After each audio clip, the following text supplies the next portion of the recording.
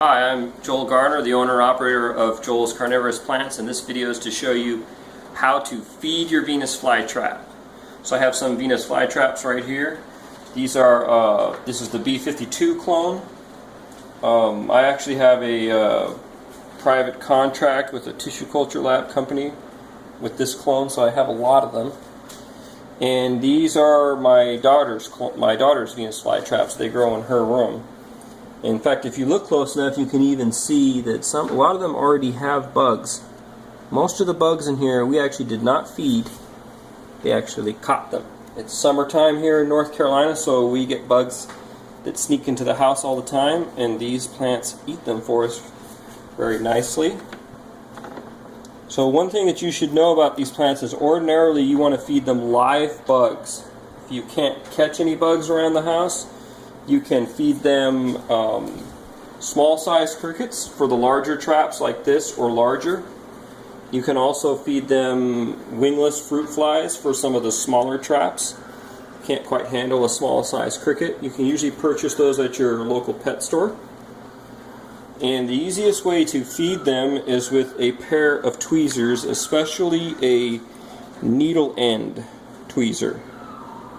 If you get a regular end tweezer, sometimes you can damage the trap a little bit using it, but these are pretty consistently, you won't damage the trap with these.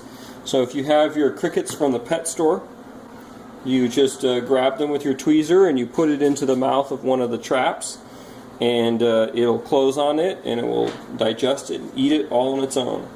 If you do not have live food for the Venus flytrap, you can either feed it dead bugs, or you can get fish food like this, freeze-dried bloodworms. And you can feed it that. But you have to use a certain technique with this or a dead bug, because essentially you have to trick the plant into thinking that it is alive, because it is genetically programmed to only eat live prey. So the first thing you do when feeding it a dead bug or freeze-dried bloodworms is you mist the plant. Specifically, you're trying to mist the trap that you're going to feed. And you then grab some of them with your tweezers, like this, and you put it into the trap. Now the trap in the crease in the center is very sensitive, and touching that often makes it close. The plant also has 4 little hairs on the inside of each trap.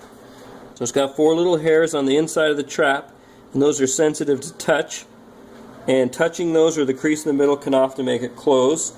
So you take your dried bloodworm or dead bug. After it closes, then you just let this out.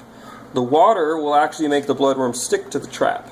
So usually it sticks to the trap, and the needle end tweezers can come right out through the spaces in between. These are called cilia. They're not actually teeth or eyelashes, they're called cilia. It'll come right out through the cilia.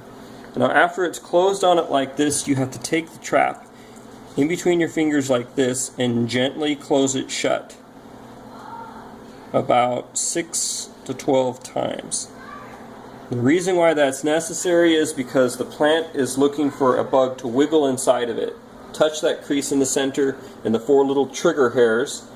And when something is stimulating that and the trap is shut, that tells it you got something live, so it then begins to slowly close the trap tighter, and eventually it will fuse it shut. The trap will actually fuse together. It'll be joined on the edges of it. And then whatever it's eating will take somewhere between about 4 to 14 days to digest. It depends on how much food it is and how hard it is to digest. These are relatively easy for the plant to digest, though freeze-dried bloodworms are. But sometimes if you have a hard-shelled insect like a ladybug or a sow bug or a beetle, they sometimes take quite a while to digest it, and sometimes it can even be too much for the plant, and the trap will actually abort. It'll actually turn black without fully digesting the prey.